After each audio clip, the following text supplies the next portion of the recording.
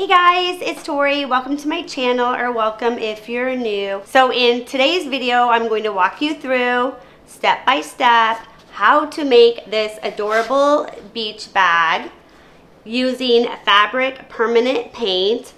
And actually NicPro sent me this box of fabric paint, and I am going to use this paint for this project and give you my honest opinion at the end on what I think about the paint. So let's go ahead and get started.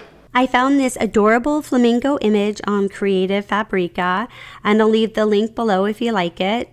I uploaded the SVG image to Cricut Design Space and decided on the measurements that I wanted.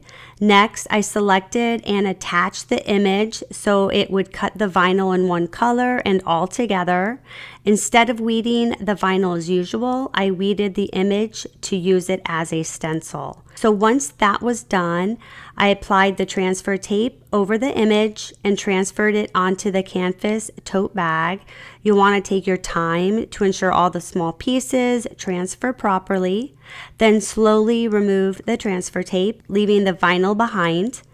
I used a scraper to carefully rub over the vinyl to ensure that it was fully adhered, preventing any paint from seeping under the stencil. I used painter's tape to secure the vinyl around the borders and covered more of the tote bag to protect it from any paint spills.